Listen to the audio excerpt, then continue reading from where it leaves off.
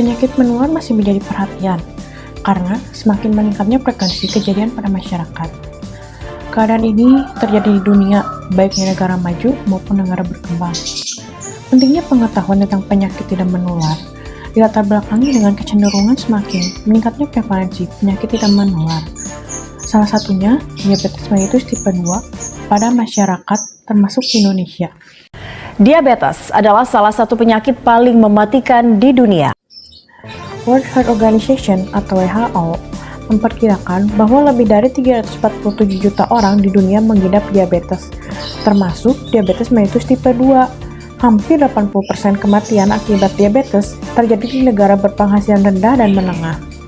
Indonesia menduduki peringkat ke-7 dari 10 negara dengan kasus diabetes terbanyak di dunia, dengan jumlah kasus 7,6 juta penderita termasuk diabetes tipe 2. Penyakit DM tipe 2 sering disebut sebagai silent killer atau tanpa gejala yang jelas pada tahap awal penyakit. Efek negatif dari DM tipe 2 pada aspek psikologis berupa berkurangnya daya kognitif, afektif, psikomotor, dan perjalanan kronisnya mengarah pada reaksi seperti kecemasan dan depresi pada penderita. Analisis tahun 2020 menunjukkan bahwa ada 972 juta orang yang hidup dengan DM tipe 2. Dan diperkirakan jumlah ini akan meningkat menjadi lebih dari 1,56 miliar pada tahun 2021. DM tipe 2 sangat berkorelasi dengan hasil kardiovaskuler yang merugikan, termasuk risiko 2 kali lipat lebih tinggi terkena penyakit jantung koroner, risiko 4 kali lipat lebih tinggi terkena penyakit gagal jantung kongestif, dan risiko stroke 7 kali lebih tinggi dibandingkan dengan orang yang non-DM tipe 2. Determinan sosial kesehatan yang berkaitan dengan kejadian DM tipe 2 dapat dikelompokkan menjadi 2 faktor, yaitu faktor risiko yang tidak dapat diubah seperti usia, jenis kelamin, dan genetik. Sedangkan faktor risiko kejadian DM tipe 2 yang dapat diubah antara lain pola makan, aktivitas fisik, kebiasaan merokok, obesitas, kadar HDL, trigliserida, sosial ekonomi, dan tingkat pendidikan.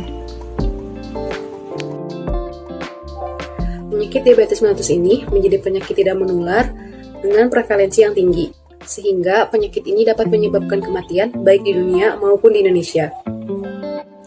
Secara signifikan, penyakit diabetes mellitus tipe 2 ini dapat menyebabkan kerusakan pada organ tubuh dan dapat merusak masalah kesehatan seperti arteri koroner, gagal jantung, gagal ginjal, penyakit pembuluh darah, dan termasuk permasalahan kesehatan mata.